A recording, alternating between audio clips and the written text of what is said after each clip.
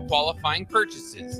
Riddle's Jewelry has always been known for incredible customer service, one of the largest selections of engagement rings, and don't forget about the on-site jeweler. Come celebrate with us at Riddle's Jewelry, your one-stop diamond shop with exclusive Levian jewelry, Pandora Charm jewelry, and more. All at Riddle's inside Gateway Mall.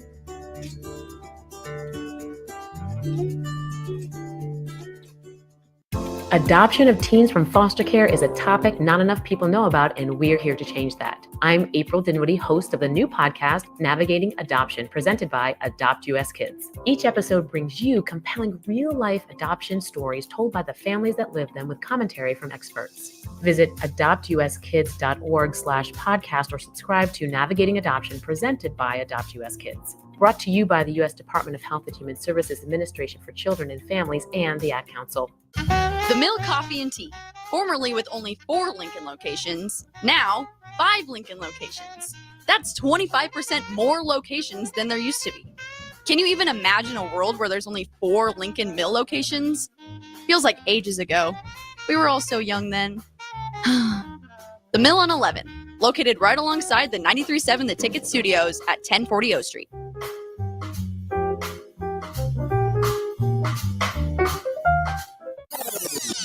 How was your drive to school? Let me tell you, I had to get my iced coffee first. I just can't seem to put it down. My favorite rapper just announced a tour. My phone was buzzing like crazy. I'm so excited. I had to text all my friends right then to talk about it. Then someone started calling me and... Let's try that again. I turned my phone off right away. I never drive distracted.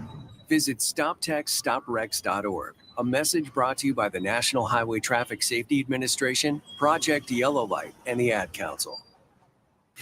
This is Lincoln's home for sports talk on the FM dial. Also online at theticketfm.com. On the internet. KNTK FM Firth, 93.7 The Ticket.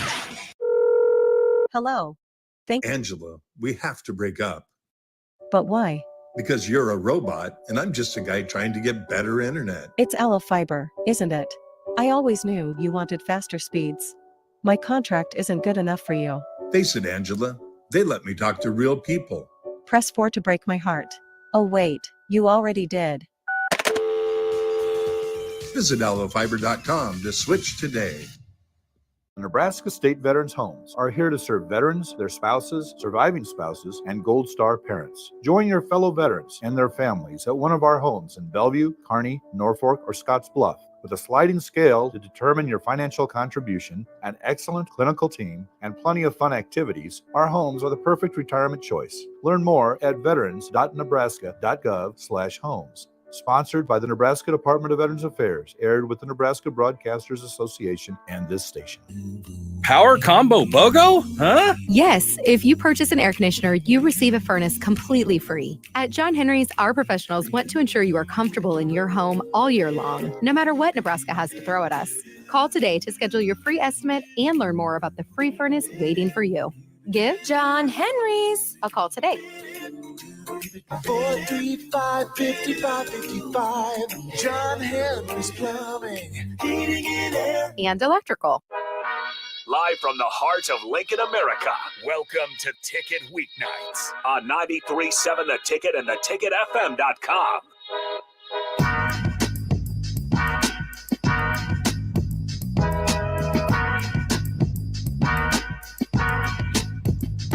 Hello and welcome into the Daily Nebraskan show right here on 93.7 The Ticket and theticketfm.com. I'm Ben Droz, one of the sports writers at the Daily Nebraskan, and I'm joined here on the stream by Danny Berg, the sports social media person for the DN. Dan, you're going to have to unmute your mic. It's not letting me.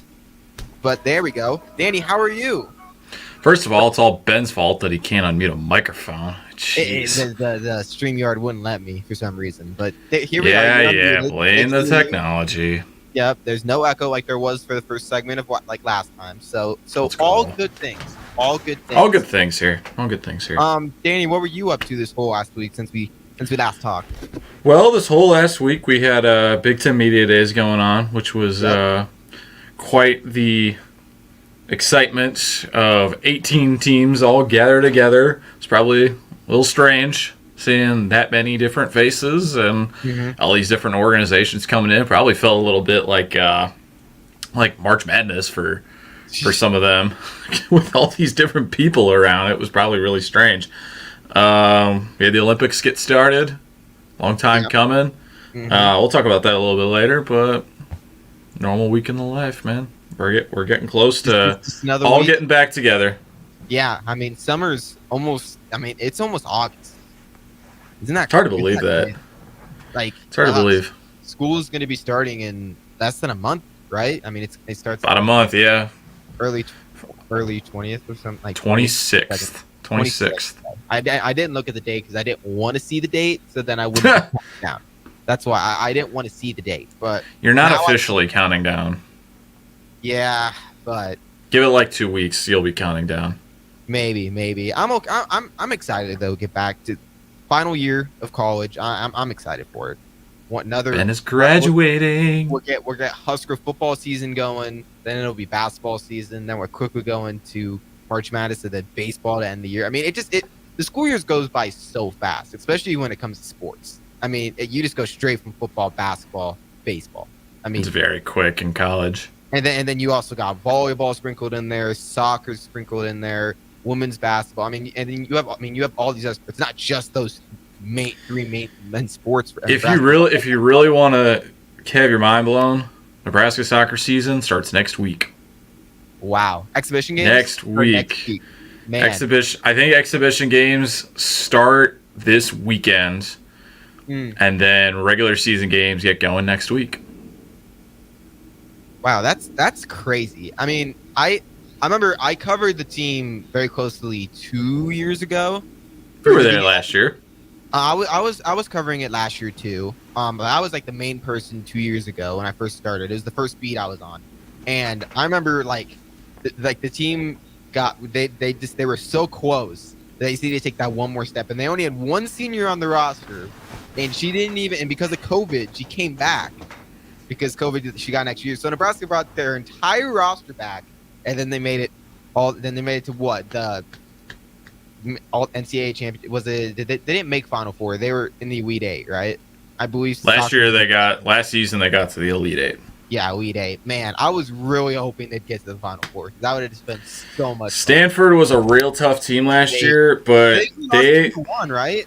It was such a close game. They got another. I'll tell you, we can definitely talk about this at a later time because I can definitely get into it with you because I will be doing a lot of soccer coverage this year. Awesome. But they've got some adversity going up against them this year. They're running back pretty much the entire team. A couple people left, but Eleanor Dale's gone. She carried the team last year. Sarah Weber's gone too, right? Sarah Weber's got one more year. She's got one more year. All right. This is her last year. She's going to be carrying Eleanor's torch, and Eleanor's doing pretty good across the pond. Yeah, they're gonna great miss for her. Illinois' offense, like Big time. Like it is. It's not too much of a stretch for me to say that when she was the leading goal scorer in the nation. So not too much of a stretch. But we'll talk about soccer maybe on the next show when they finally get. Yeah, we'll do one. Done. Because I want to start off the show with some. I believe we want to start off with Olympic talk, right, Danny? I think we wanted to start with recapping football. Yeah, we can do Big Ten Media Days, and then we'll get into Olympic because the USA played Serbia today. We'll get into that next segment. But this segment, yeah, Big Ten Media Days happened. I mean, the biggest news, obviously, we got the 4 Pac-12 teams that came into the Big Ten, now kind of officially introduced to the Big Ten, and Danny putting air quotes. Officially, not for a couple more days. This is like the introduction to them coming to the Big Ten. And the funniest thing out of all of it was UCLA's coach Sean Foster. His opening statement. I'm sure you saw it. I think everyone saw it. Yeah. I felt bad for him. There's people making fun of him. I felt bad because I know like I did speech, so like I never got stage fright like that, but like I know what it feels like to have stage fright like that though. It's a really different like setting that you're in because Pac-12 UCLA is kind of like they're in that top half of teams just because of prestigiousness. Now you're coming into this new fold where you're not. They're not one of the top dogs. No, I mean it's Oregon's a top dog, but your top dogs are, at least with football media days, Ohio State, Penn State, Michigan. You could throw Wisconsin in there if you wanted to, because you could put Iowa in there too. They've been a top Big Ten team. They've been a top Big Ten team. Oregon got into the premium suites. Everyone else is just left to roam the bowl. And it seems like UCLA got lost there in the upper level. I mean, like you said, getting stage fright, that's not the best place to get your stage fright. But I think it just shines some light into the ballpark that UCLA is going to be stepping into. The lights are way brighter than it was in the Pac-12. And when you consider all of the different outlets that are going to be looking at you now, you are literally going to be traveling the country. You're not just going to be stuck in the Pacific time zone.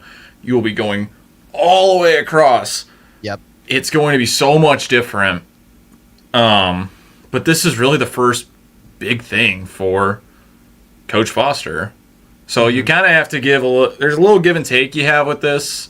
Dan Lanning, Lincoln Riley. I can't think of Washington's coach's name off the top of my head right now. But surprisingly, he had a pretty good press conference too. Yeah. So he seemed like he was seasoned for this. But you'll get that every once in a while. I wouldn't look too much into it, but you're going to have to handle the Big Ten storm somehow, and this might be a rude awakening for him.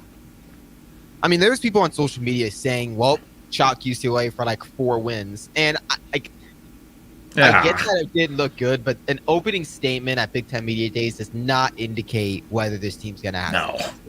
I mean, especially when he was on the side, when he went to the side podiums and everything, everyone said that he was fine.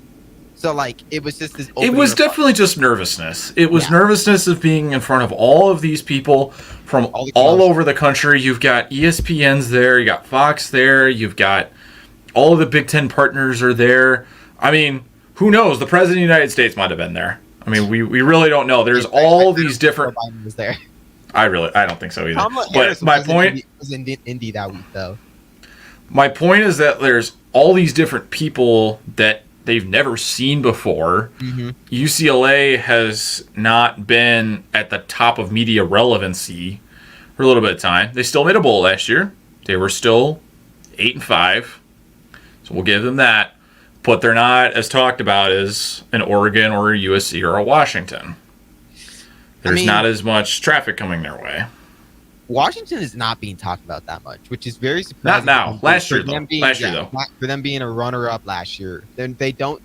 Like, honestly, the debate is, like, I mean, UCLA is a big name coming to the Big Ten. Now, are they going to bring the success right away? Probably not. I mean, they have a lot of turnover there, a brand new head coach.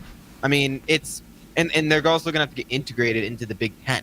I mean, just the way the Pac-12 played and the way the Big Ten plays is way different. I mean, there's a bunch of people saying USC is going to be really good, but is USC good enough in the trenches to compete against teams that have pretty good offensive lines like Nebraska? Like, Nebraska is better in the trenches than USC, like, no doubt in my opinion. USC you go. That first game against Michigan, and that's going to be a big-time game. It's going to be – CBS has that game, and it's going to probably be the biggest game that network is going to have for the Big Ten so far. They're going to be dumping all their money and their cameras and everything into it. So USC is going to go into that spotlight going over to Michigan. Yep. You got the national champions, defending national champions, and this is going to be your first Big Ten game. Talk about one heck of a test. The spotlight's going to be all over them. If they show up and they just lay down and not do anything, they're going to get walked all over when you're talking about the talking heads like us. Do you consider us talking heads, Danny? Once a week we're talking heads. The rest of the time we're normal human beings. Usually. Yeah, I mean, it's going to be interesting. I mean, I'm not worried about Oregon at all integrating into the Big Ten. I'm like, they could go in any conference, and they've been playing like a Big Ten team for years now. Yeah, but I mean, USC and UCLA, those two teams, it's going to take some adjusting, definitely. I think the adjustment period for USC will be shorter than it will be for UCLA, just because of the talent that they've got. Lincoln Riley as well, I think, is going to play a big part in that.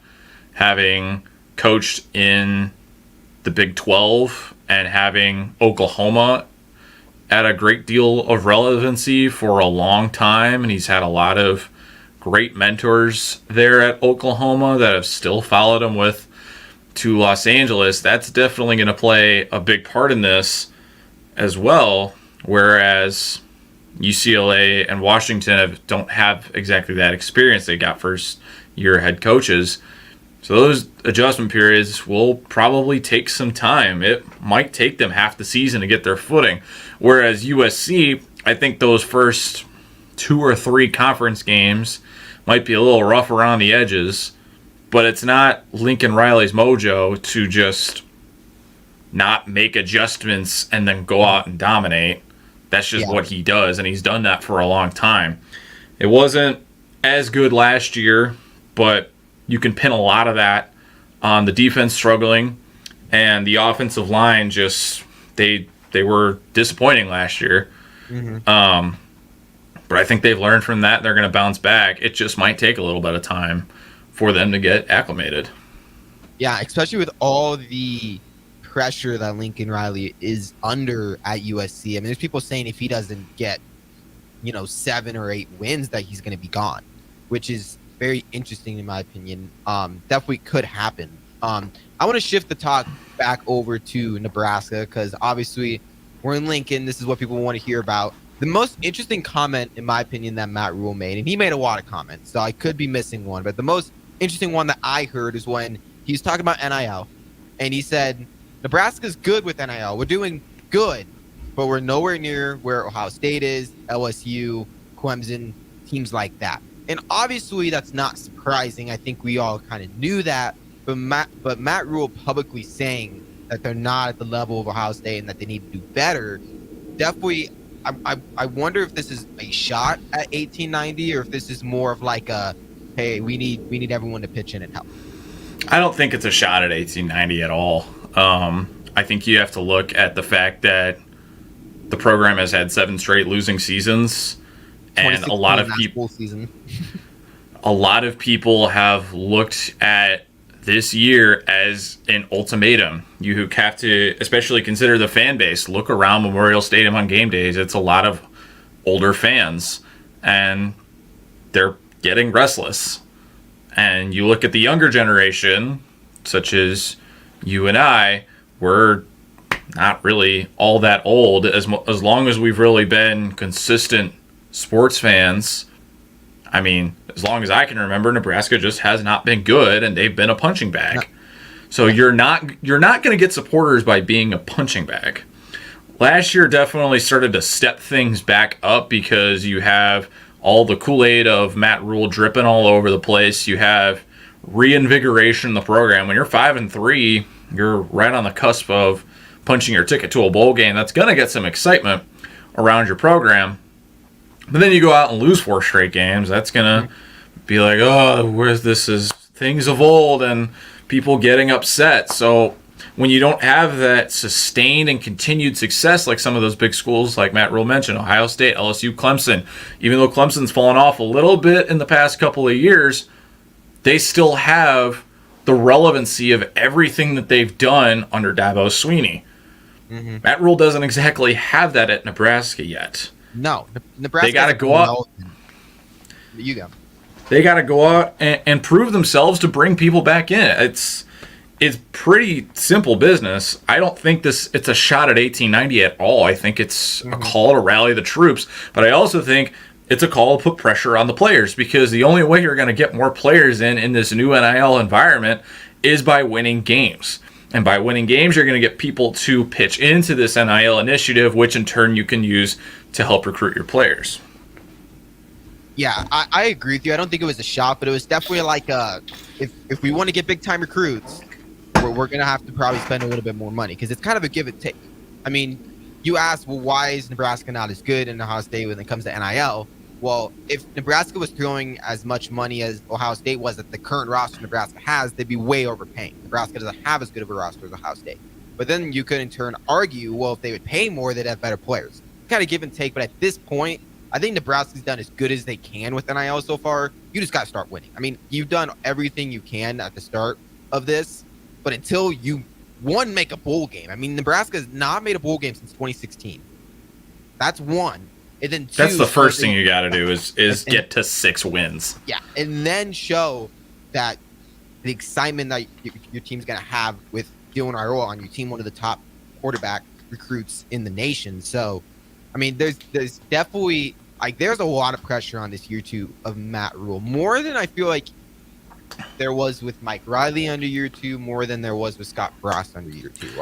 I think it's not getting talked about enough either, because the previous coaches did not have to deal with all of this NIL madness, but Rule does. And I think the pressure's on. I don't think he's on the hot seat or anything like that. No. But we also have to understand that this is not going to be a quick fix, because Nebraska could very easily pull a Washington and be good for, let's say, 2 years, go to the national championship game, be the national runner-up, and then potentially fall off the table. There has to be some kind of continued sustained success, because it's not anything we've seen in recent memory.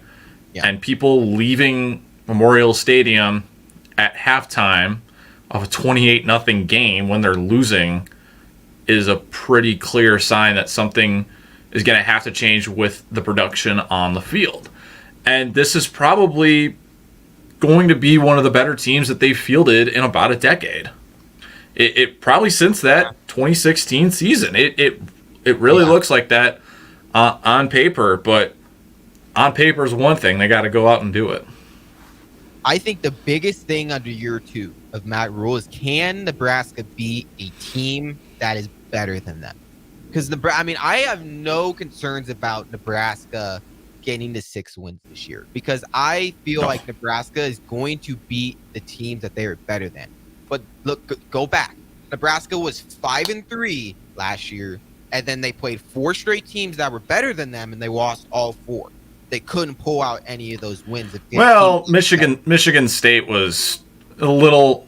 They were neck and neck. I would not say Michigan State was better than Nebraska last year. Not at all.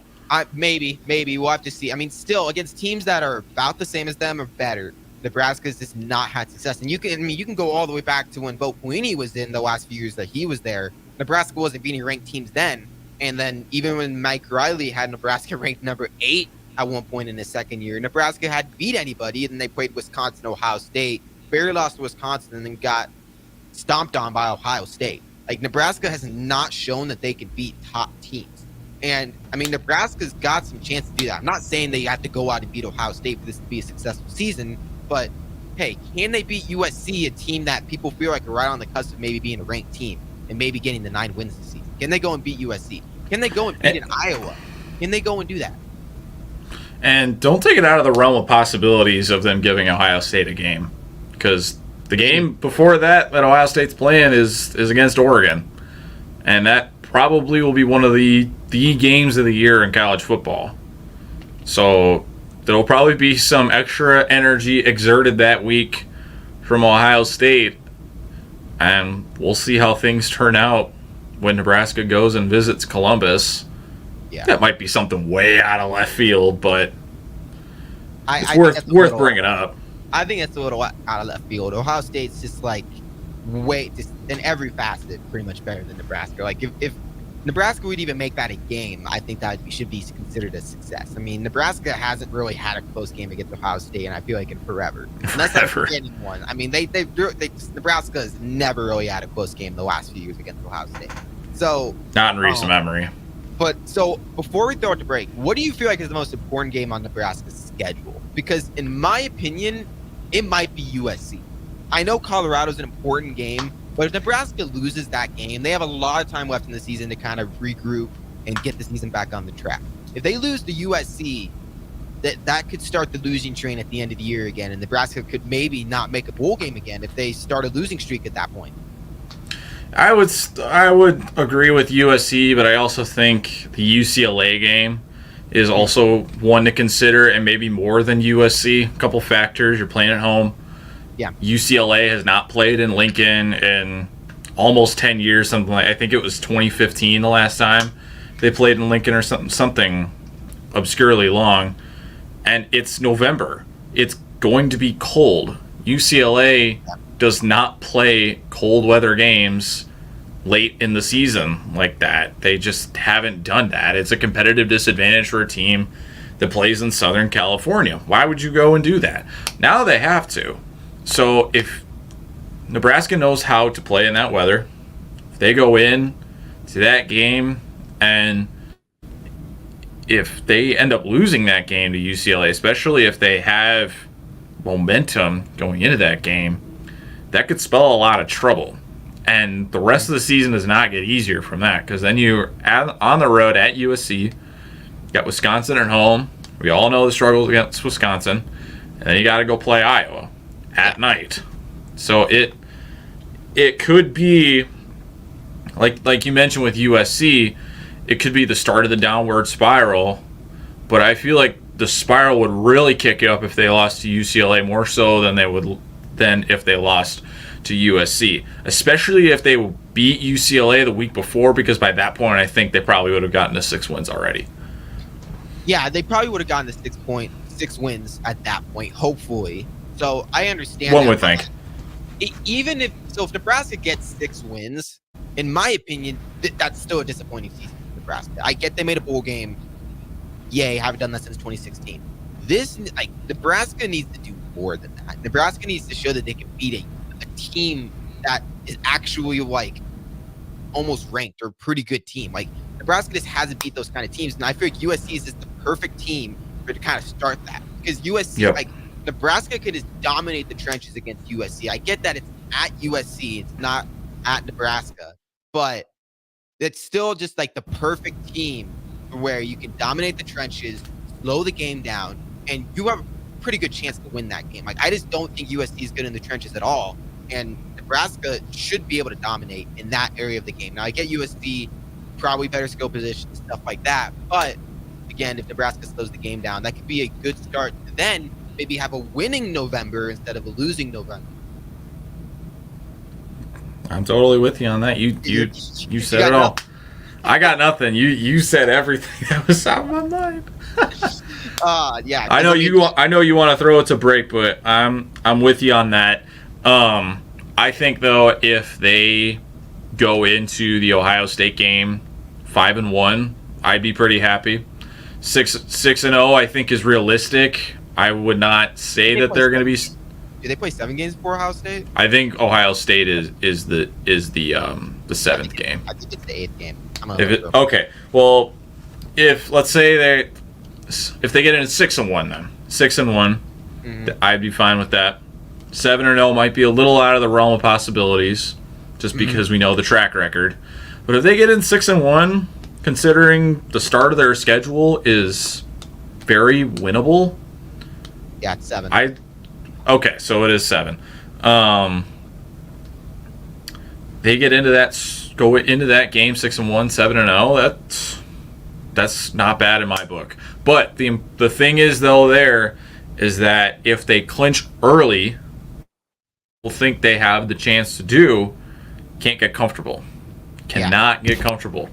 I want to stop throwing 7-0 out there, because I would honestly be shocked if Nebraska 7-0 heading into Ohio State. I would be shocked. Yeah, I'm probably stop doing that, but it's considering the start of their schedule, it's not out of the realm of possibilities. It seems like a very slim chance of happening. Yeah, but it's not out of the realm, but I'd be shocked.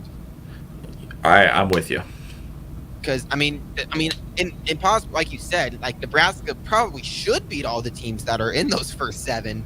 But again, remember who we're talking about. This is Nebraska, and until they start going, that they can start winning these games, winning every single game that they should win. I'm not going to chalk it in. I think 5-2. This is what I was telling you a month ago. Yeah, we can't bank on them doing anything. Yeah, I am banking on them making a bowl game. I think that's a very realistic possibility for them. I would honestly I'd be shocked if Nebraska didn't make a bowl game. this year. It's set up too perfectly for Nebraska to not make a bowl game. Like, Nebraska just really doesn't have that tough of a schedule. I mean, if I'm being honest, I mean, the first half is cupcakes. Second half is a little tougher. I mean, I get Ohio State. I take Ohio State out. I mean, who are the top teams you playing? Iowa? I mean, that's your bitter rival. Always a close game. Nebraska could win that. Wisconsin, I know Nebraska's had a tough time against Wisconsin. That's probably the second hardest game on the schedule, in my opinion. Wisconsin, then maybe Iowa, just because of the rivalry against Iowa. I feel like Nebraska has a better chance of winning that game. And then probably USC. Like, those are just not, like, those are games that Nebraska can actually win. It's not like Nebraska has to go play Ohio State, Michigan, Penn State all in the same season. Like, 3 games that Nebraska's probably going to lose. Like, Nebraska maybe has, like, Ohio State's really the only game on the roster that Nebraska probably has not a very good chance of winning. Other than that, I feel like they have a pretty good chance of winning all of them. But we got to throw it to break. When we come back, we're going to get into some USA Olympic talks, because basketball is finally starting for USA. First official game for USA against Serbia. Nebraska won 110-84. We'll get into that and more right here on the Daily Nebraskan Show on 93.7 The Ticket and theticketfm.com. 93.7 The Ticket is proud to provide listeners with daily opportunities to win contests and prizes on our airwaves, and would like to take this opportunity to remind you of a couple rules. All participants must be 21 or older and must wait 30 days after winning a prize before participating in another contest. Once you win, you have 30 days to pick up your prize at the K&TK Studios, 1040 O Street in Lincoln, or your prize will be forfeit. Thank you for participating in our contest, and thank you for listening to 93.7 The Ticket. With the Planet Fitness Black Card, you don't just get a great workout, you get a great perk out, because your membership is packed with perks. For $1 down and $24.99 a month, you'll get perks like access to any of our 2,400 clean and spacious locations. Bring a friend anytime and both work out, with tons of equipment that'll give you that big fitness energy. Relax in the Black Card spa and more. Work out and perk out with the PF Black Card. Join for just $1 down and $24.99 a month. Hurry, this deal ends soon. See Home Club for details. Do you have a new address or phone number? Update your info with Powerline, LES's outage reporting system. Visit les.com/powerline or call 402-475-4211 to sign up. Midwest Bank is proud to be your local community bank right here in Lincoln. This is Abby with Midwest Bank. Stop by our new location at 70th and Pioneers. Our new full-service branch does it all. From our friendly staff to our easy online banking and mobile app, you get all the technology of a big bank that you need, but you still get the hometown customer service that you want. Your community, your bank. Midwest Bank. Learn more at midwest.bank. Member FDIC.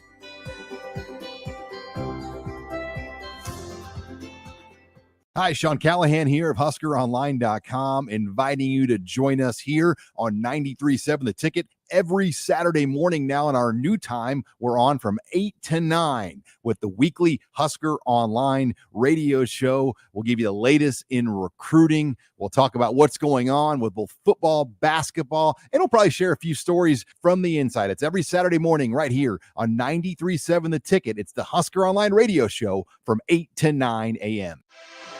The next generation of Huskers starts now. Join the official Kids Club of Nebraska Athletics today to score access to select home games, a discount at the team store, and endless Husker spirit. The free JV team gets you started with a game credential. Upgrade to the $35 Lil Huskers membership for a welcome box and VIP Lil Huskers experiences. Fuel your Husker spirit. Join the Kids Club today at huskers.com/kidsclub. Go Big Red.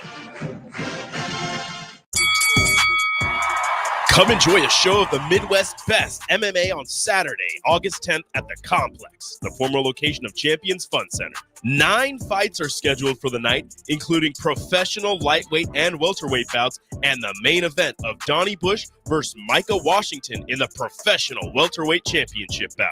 Doors open at 6 p.m. with first bout at 7 p.m. Learn more about the MMA fighters and buy tickets at thecomplexlincoln.com.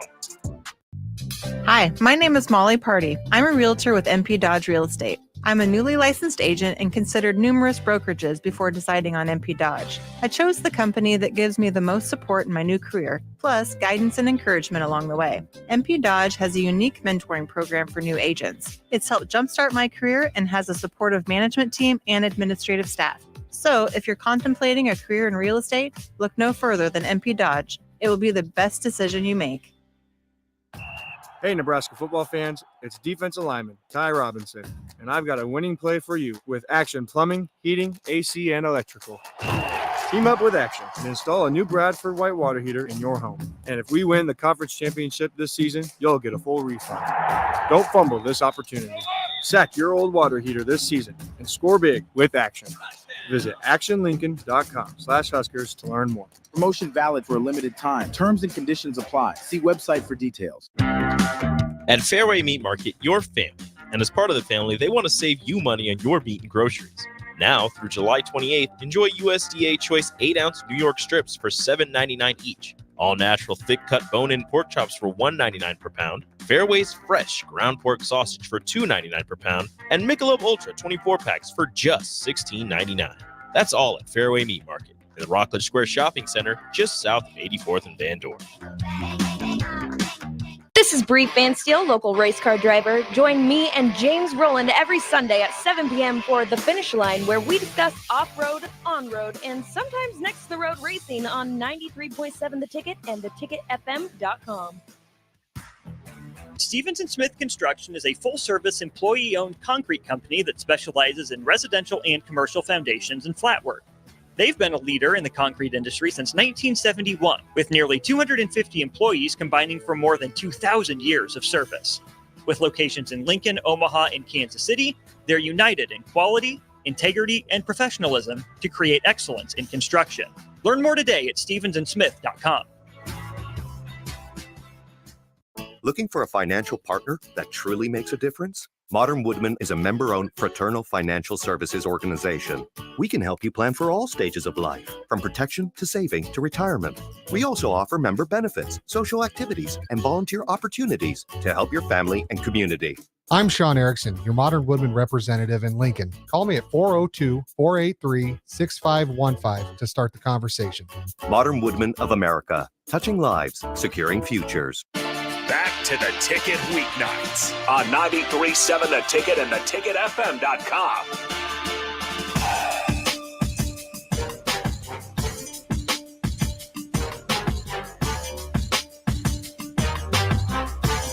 Hello and welcome back into the Daily Nebraskan show right here on 93.7 The Ticket and theticketfm.com. Dan, you're going to have to unmute yourself again. It just won't let me. I don't know why. But this is ridiculous. This segment, we want to get into some Olympic talk, USA men's basketball. But first, a debate me and DP had on the radio yesterday was whether Lil Red it has too much undue hate onto him. People that hate Lil Red. That's what this is about. No reason, because we looked into the history of this, and Lil Red was introduced in 1993. Then Nebraska obviously won 3 national titles in the 4 years after that. And then he was the national mascot of the year in like 06 or 07.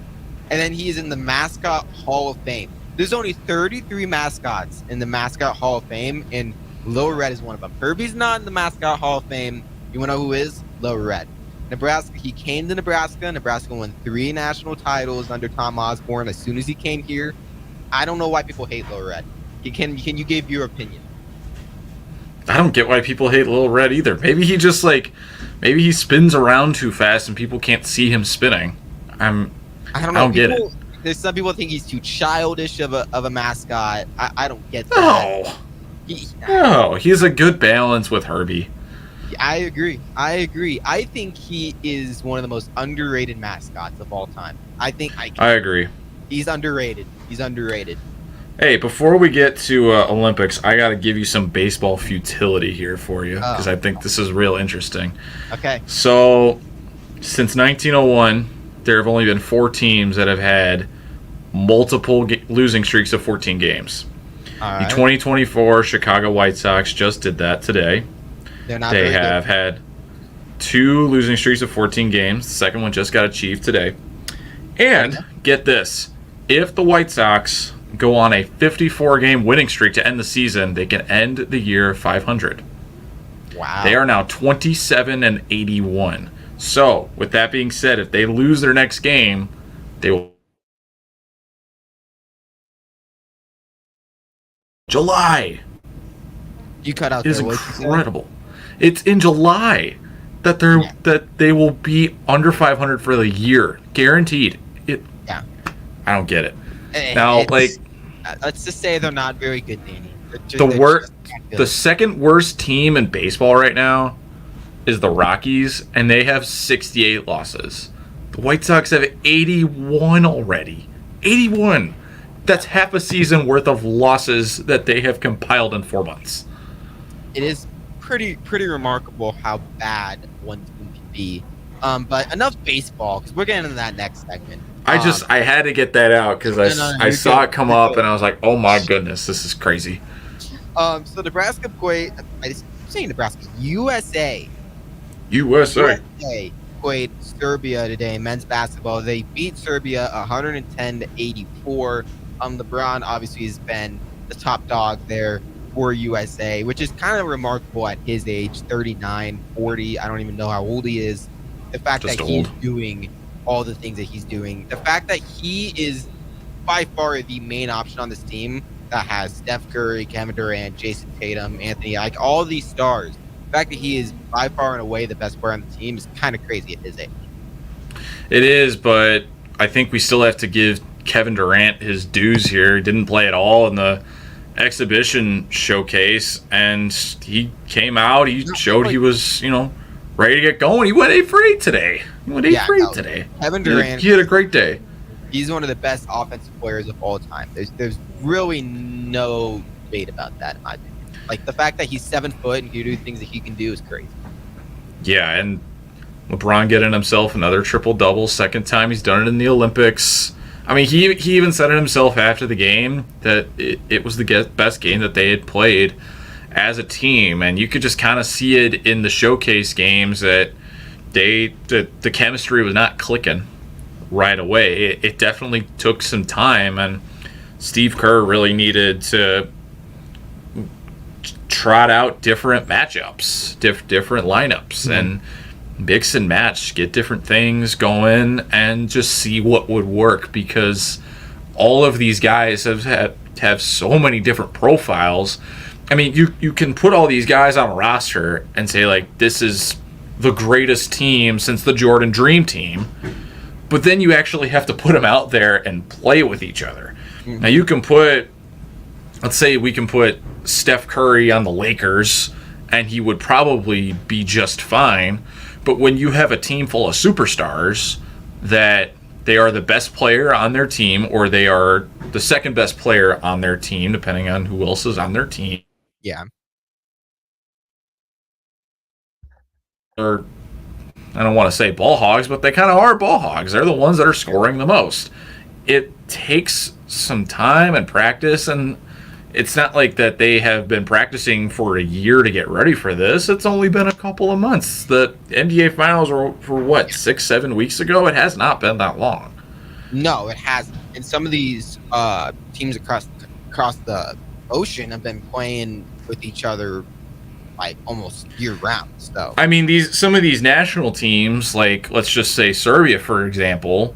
I mean, these teams aren't playing like have their own like professional league. Some of these teams don't have an NBA where they take all these players from different franchises, push them together. Here's your team. That's not the case in every country. Mm-hmm. They just go on barnstorming tours and they play like in FIBA.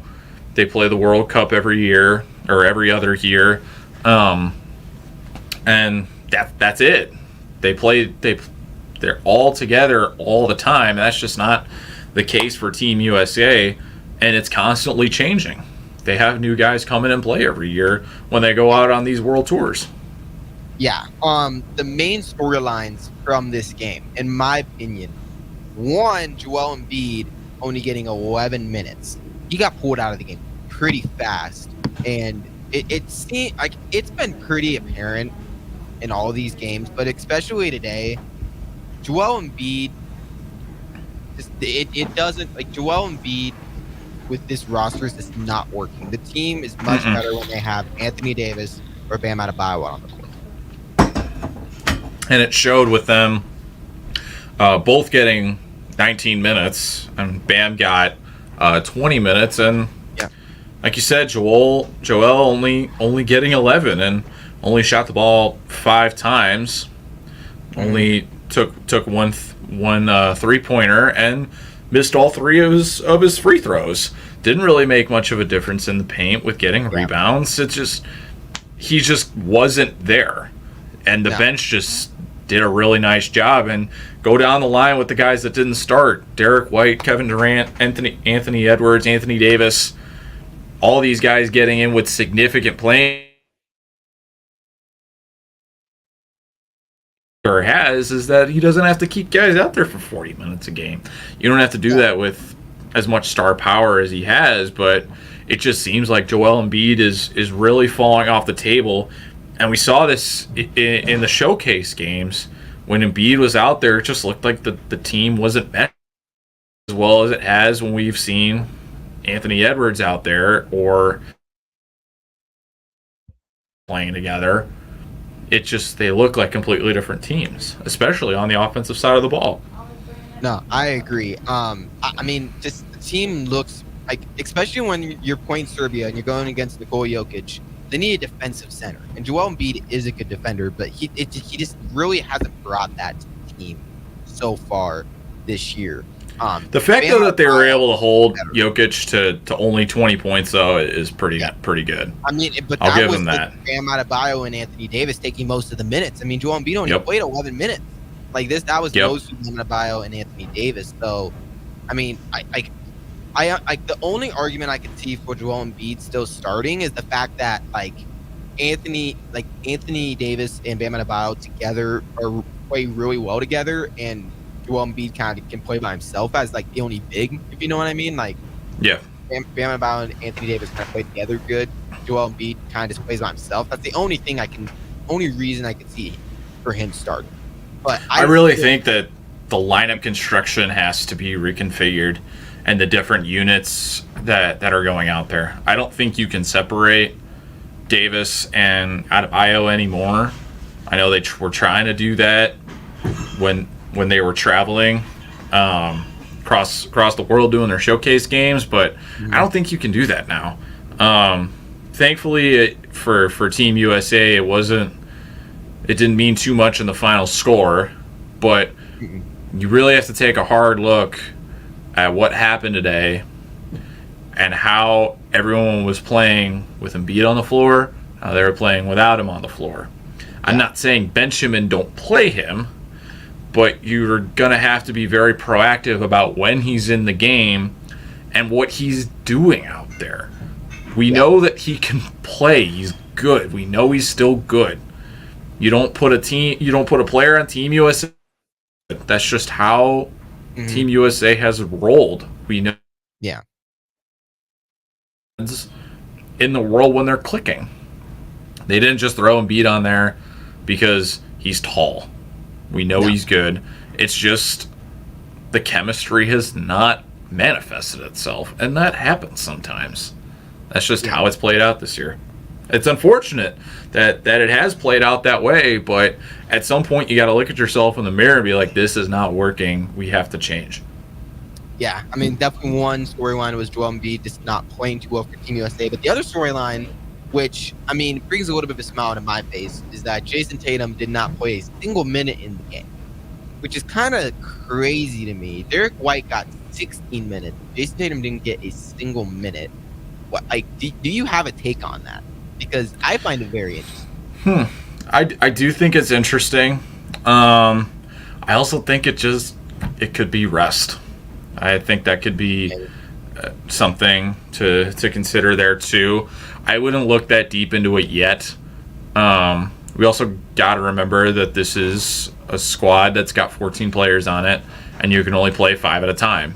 I mean, there's going to be odd people out sometimes, and not everyone's going to be able to play every game. I think that if he doesn't play in the next game, then we could be looking at something else going on, because why would Steve Kerr keep Jason Tatum on the bench when he's one of the best shooters in the game? It just doesn't make any sense. Or just maybe he thought that the matchup that day just wasn't good for him, it could be that thing too. And that's kind of the nice thing you have when you have as many good players as Team USA does, is you can mix and match guys. Something that I think we can fall back onto is Team USA playing in the World Baseball Classic. Look at the power team that they had when it ran last year. I mean, some of the star players weren't playing in every game. That's just kind of the nature of how these things work sometimes. And even though they didn't go and win the whole thing, not everyone could play every day because there was so many good players, and you have to be able to share the wealth and get everyone a chance. So I don't think it means much now, but if he's not playing in the next one, then I think there's something there. It's just very interesting. It's not the fact that he just didn't play. It's the fact that Derek White played over him, and Derek White's a good player, but Derek White is not better than Jason Tatum, right? Like, it's just interesting. I get Derek White there as like a defensive player, but Jason Tatum is a better defender than Derek White, I would have to imagine. So I wouldn't understand how the matchup wouldn't be right for Jason Tatum. This is a guy that plays against the best players in the world in the NBA. Like, why would a matchup against Serbia not be good for Jason Tatum? I just find it very interesting that Steve Kerr wants to play someone like Derek White over someone like Jason Tatum. I guess those are the questions that people are going to have to ask him during media availability. Why didn't Jason Tatum play? I'm sure there's a good answer for that. We all know Steve Kerr's not one to hide stuff, though. I mean, just look at the way that he handles his pressers with the Warriors. I just don't think that's something he would keep away, because that's going to be the first question someone asks him. Yeah. If is about Jason Tatum, why he didn't play. All right, well, we got to throw it to break. When we come back, we're going to wrap it up. I know Danny's biting and try to get some MLB talk going, because it's what he wants to talk about. So we're going to get that in last segment right here. Trade deadline, baby. So on 93.7 The Ticket and theticketfm.com. Get ready, Husker fans. The Big Red Preview is coming soon. Join us Saturday night, August 3rd, for an exclusive look at your Nebraska football team in action. Experience the excitement, the energy, the sights and sounds of a game day as the 2024 football season kicks off. Visit Huskers.com/tickets and bring your family, friends, and all your Big Red pride to Memorial Stadium Saturday night, August 3rd. That's Huskers.com/tickets. Brought to you by Husker Athletics and 1890 Nebraska. Winning tradition, future success. With the Planet Fitness Black Card, you don't just get a great workout, you get a great perk out, because your membership is packed with perks. For $1 down and $24.99 a month, you'll get perks like access to any of our 2,400 clean and spacious locations. Bring a friend anytime and both work out, with tons of equipment that'll give you that big fitness energy. Relax in the Black Card spa and more. Work out and perk out with the PF Black Card. Join for just $1 down and $24.99 a month. Hurry, this deal ends soon. See Home Club for details. Still using that old, outdated office phone system? You need better. At Hamilton, we offer solutions for the modern office.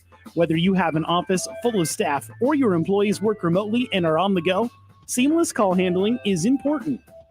Elevate your communication and connect seamlessly with clients and staff with Hamilton Business Phone Systems.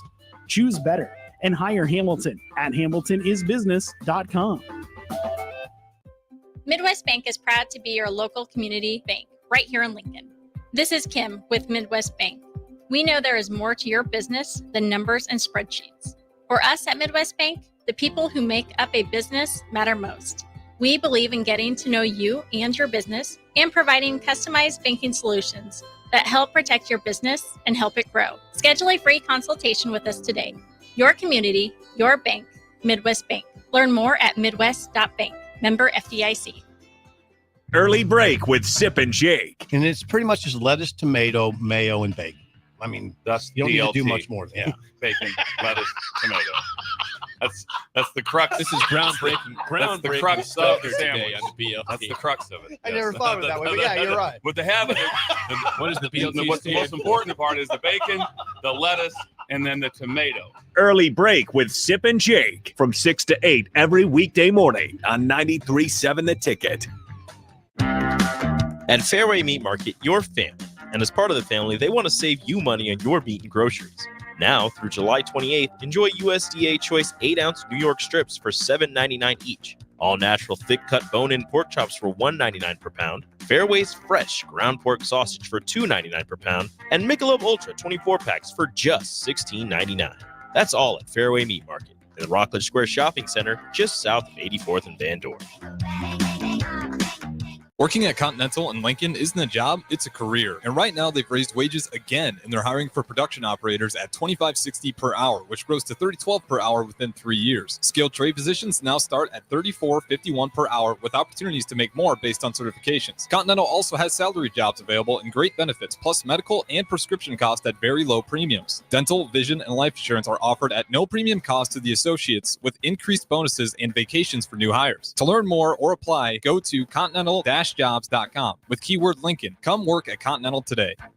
Working at Continental in Lincoln isn't a job, it's a career. And right now they've raised wages again, and they're hiring for production operators at $25.60 per hour, which grows to $30.12 per hour within 3 years. Skilled trade positions now start at $34.51 per hour with opportunities to make more based on certifications. Continental also has salary jobs available and great benefits, plus medical and prescription costs at very low premiums. Dental, vision, and life insurance are offered at no premium cost to the associates with increased bonuses and vacations for new hires. To learn more or apply, go to continental-jobs.com with keyword Lincoln. Come work at Continental today. On the Block with Strick and Austin. If it was the Big Ten and the SEC and the Big 12 and the ACC's idea to kick back to grow the game at lower levels, we wouldn't have these conversations. Right. But because the NCAA is asking them to do that, it feels like they're getting their wallet stolen, money taken out of it, and it's not their idea, so they're against it. Yeah. Weekdays from 2 to 4 on 93.7 The Ticket and theticketfm.com. Husker fans, get ready for another thrilling season at Hibner Stadium with the reigning Big Ten champion Nebraska soccer team. Season tickets for the 2024 season are on sale now. Don't miss your chance to support the Huskers as they go head-to-head with some of the top teams in the country, including Oklahoma State, Penn State, and Duke. Get your tickets today at huskers.com/tickets or call 1-800-8-BIG-RED. This is area race announcer James Rowland. Join me and Bree Fansteel every Sunday night from 7 to 8 on 93.7 The Ticket for The Finish Line, where we cover all things motorsports from local racing to racing around the world. Every Sunday night from 7 to 8 on 93.7 The Ticket and theticketfm.com. Back to The Ticket weeknights on 93.7 The Ticket and theticketfm.com. One last segment of the Daily Nebraskan show right here on 93.7 The Ticket and theticketfm.com. Danny already threw one baseball fact at us that if the Chicago White Sox win every single game from now to the end of the regular season, they could get to 500. Maybe, like, what do you see as the possibility of that happening for the Chicago White Sox, Danny? It's probably a negative percentage. I don't think that's mathematically possible. Then. Probably not. No, that's fine. So fine. You know, MLB season is we're in the middle of it. Danny, what are kind of the biggest storylines in your opinion when it comes to MLB season? Well, we got trade deadline right now. We had a shockwave today that I think is worth talking about from the Chicago Cubs acquiring probably the best bat on the trade market, Isaac Paredes from the Tampa Bay Rays. Mm-hmm. He was rated as the third best available player to get traded behind Tariq Skubal from Detroit, pitcher, and Garrett Crochet from the White Sox, also a pitcher. I was honestly kind of flabbergasted when I saw that the trade went down. The Cubs sent Christopher Morel to Tampa with a couple of pitching prospects with high upside. But I thought it was interesting that they made the decision to go and make this trade. When you can, all things considered, I think it's pretty well known that the Cubs are not going to be making the playoffs. They just have not been good. Ouch. They just have not been good. Very inconsistent. They've probably been the biggest disappointment in baseball this year. But I think the move is a good one. Christopher Morel has not found a home on defense. They tried him at third base this year. It just has not worked out. His natural position is second base. That's going all the way back to his youth days in the Caribbean. That's been a long time. He's a second baseman by trade. Whereas Paredes can play all over the field. Can play third base, second base, shortstop, probably a little bit of first base too. But the bat is really the big one. Morel has shown flashes, but not consistency. Paredes has over the last 5 years. Batting average has not been where probably he wants it to be. It's in the 230s over his MLB career, but he's been a consistent power threat. He's gotten about 15, 20 home runs a year on average. He can hit, but most importantly, he can play defense. He's a good defensive third baseman, and he made an all-star team this year. But I think the thing that's very interesting about that is he's proven reliability, and he's under a rookie contract until the end of 2027. Yeah. Arbitration will be coming up for him soon. He's got a long way to go. 2028 season. Before he officially hits the market. So he's got a long way to go before that. Cheap players. That's what baseball teams like. It is it's interesting to see Morel get dealt. I think it was probably not one people were expecting, but it's a good deal for the Rays because now they can work on him a little bit, try and get some newfound life into his bat that's been pretty much dead for this year. Yeah. Any other last things you want to talk about with MLB before we have to throw it to break? I know we had a short last segment. We went long on the first. That's okay.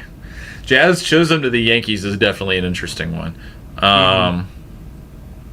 He's not going to be the centerpiece of that team, but for a team that's looking for a spark that has really struggled over the last 6 weeks, it's quite the injection into that lineup of energy. I mean, just look at the way he plays. It's infectious, and I think it's going to rub off on some of the players. I'm really interested to see how that trade is going to work out for them. It'll be definitely interesting. But before we go, I wanted to touch on one thing with Garrett Crochet and the White Sox. First full season as a starter. He's got an innings cap coming up at some point. The man really wants an extension. There was a report that originally came out and said, if I get traded to a contender, you got to extend me or else I won't pitch in the playoffs. So that was definitely an interesting report that came out when it first did, but that has since been fixed a little bit, and I guess he wants to get extended. CAA, which is his agency, they're trying to look out for him, manage his workload. He's represented by the same guys that represent Josh Hader. Josh Hader wanted a workload management when he was still with the Brewers and helped them get his deal with the Astros.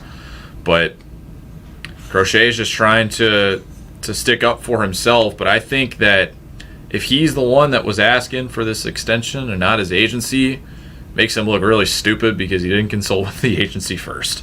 Yeah. However, I don't think teams should defer from trying to go get him. He's a good player, but it's still a little risky because this is the most innings he's ever pitched. Yeah. Ever. Even when he was at Tennessee. You got to remember that the White Sox brought him up the same year he was drafted because there was no minor league season in 2020. They took him out of Tennessee after like 11 appearances in the shortened 2020 college season. They brought him up to the big leagues, made the playoff roster. He blew his elbow out. He was out for a year, had Tommy John. It's going to be a risky acquisition if someone tries to go and get Crochet because they don't know how long he's going to last for. Definitely good stuff, Danny. Thank you, as always, for joining. Hopefully we can get some more MLB talk coming in it's next a pleasure. time. We went a little long on the first two segments, so we had a really short last one, but happy as always to have you join the stream. We'll see if we have a show next week. Make sure to tune in to Daily Nebraskan social media. We'll definitely tweet out if we're doing a show next week because I'm not for sure if we're going to get a show in. We'll definitely tweet out. So follow Daily Nebraskan social media for an update on the next show next week. But until then, I'm Ben, he's Danny, and we are out of here.